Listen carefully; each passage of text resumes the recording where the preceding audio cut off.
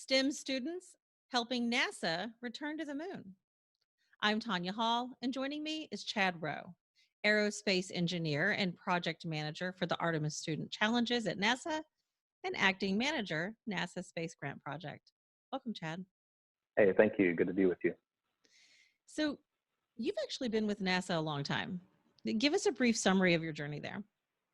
So I actually started as a University of Minnesota student in the co-op program is what it was called then. I started in summer of 1991, and that was actually a program that's called Pathways now, that you go to school for a semester and then you come home and you go back and forth over the course of 4 or 5 assignments. So I actually delayed my graduation, but the upside of that is it was the best way to get into the agency back at that time. And so from there, I went on to do integration projects for Space Shuttle and Space Station, many years in the Space Station program. And I'm now on a temporary assignment at NASA headquarters, but with the pandemic, I'm sitting in a telework in my rental house in Capitol Hill. But before that, I spent 2 years living in Moscow, Russia. So the 2 years in Russia, and I'm just finishing up 1 year here in Washington, D.C., has been with my wife and 2 children with me. Tell us about NASA's Artemis program. What's the mission? So the mission itself is to bring humans back to the moon. So this will be the first woman and the next man. And the goal is to have this happen by 2024. And what's really cool, a couple things, is the name of the program, Artemis. Well, Artemis was actually the twin sister of Apollo, which is of course relevant based on the lunar missions in the late 60s and early 70s. But also, and I was told this earlier today, exactly 1 year today was the public announcement by the NASA administrator, Jim Bridenstine, that the new program would be called Artemis. So it's a series of all of the technical infrastructure that will be necessary to return humans to the moon and return to the moon sustainably, and to build the capabilities to eventually shift to human missions to Mars and perhaps further out in decades to come. What are the Artemis Student Challenges, and what role do they play in kind of the broader aspect of the program? That's a good question. So there are several types of student challenges. I'll just summarize a couple of them. Some are opportunities for, let's say, intermediate teams in order to do systems engineering, learn about the technologies, and then to have a capstone event where they do something like launch a rocket, ride a human-powered rover through an obstacle course, practice mining, regolith, simulated regolith, simulating soil on the moon and Mars, and things to that effect. And then on the top end, I'll say top end only because typically to be extremely competitive, it's typically the top tier teams. But on the top end, there's a challenge called Big Idea Challenge, which is a joint venture between the office that I'm in this year, called the Office of STEM Engagement, which is a NASA headquarters office, and the Space Technology Mission Directorate.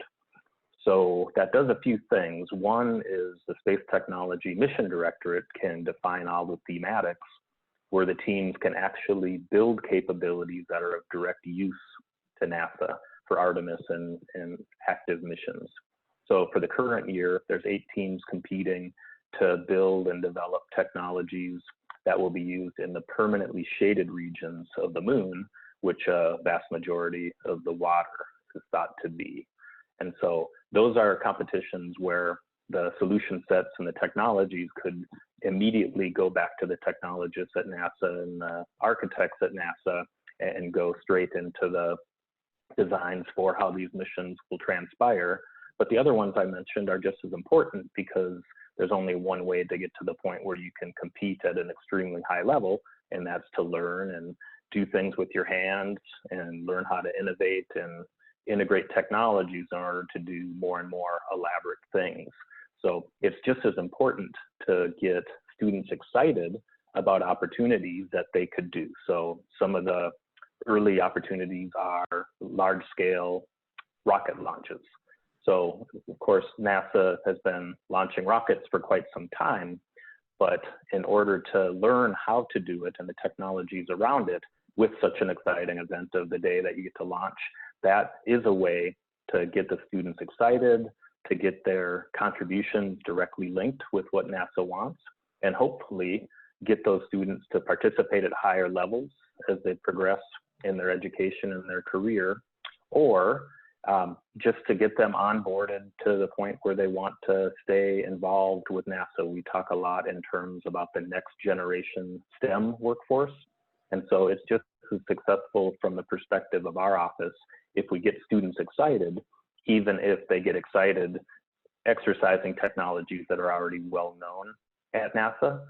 But if it gets them to the point where they want to learn more and more and eventually work for NASA or a contractor or do things like you're doing right now and making it exciting for common people around the world, then that is considered a success from our perspective.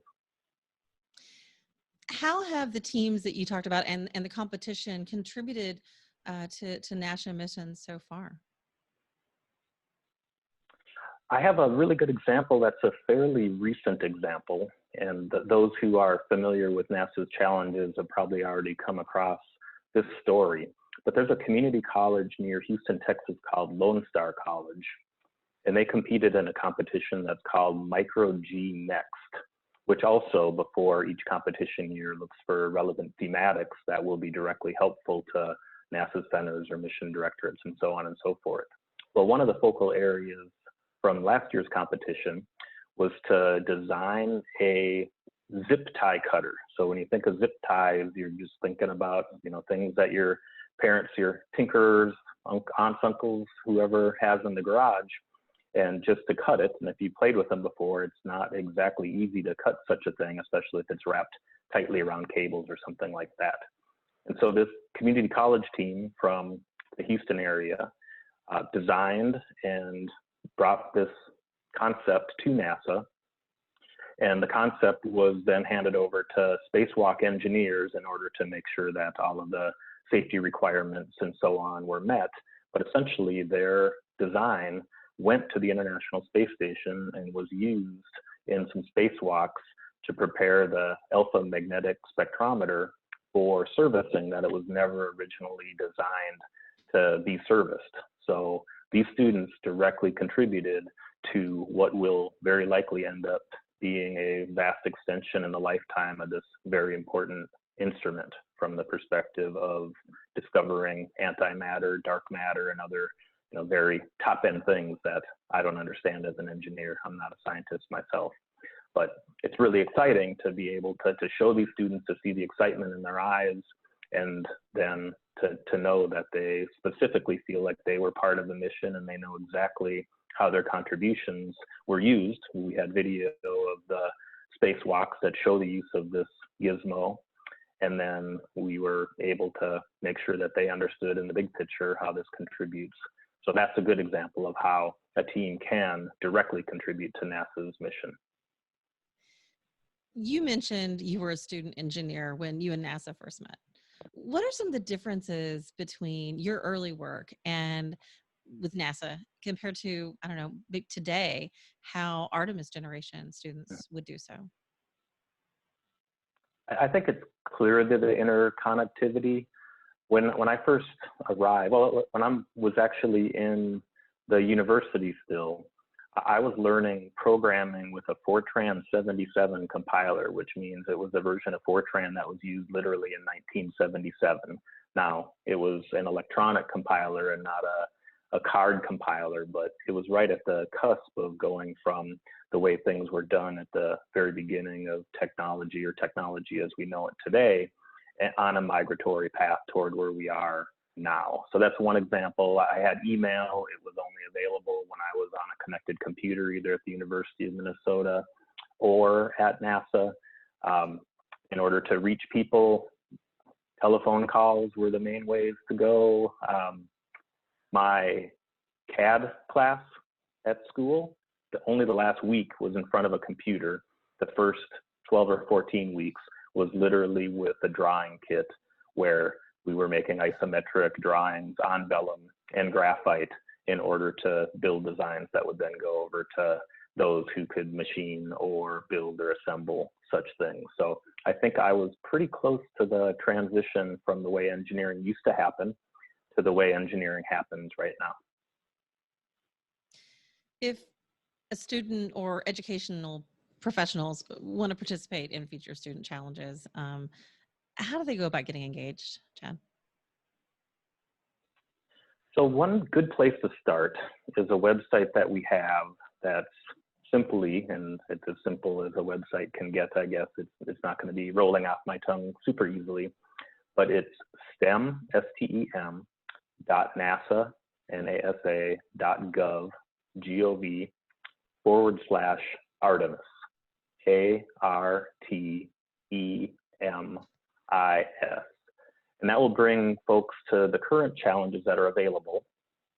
And there's also links to a bunch of other activities and ways to get involved, or links to resources that are part of the larger spectrum. But this specific website that I just gave you the link to is focused on the existing challenges.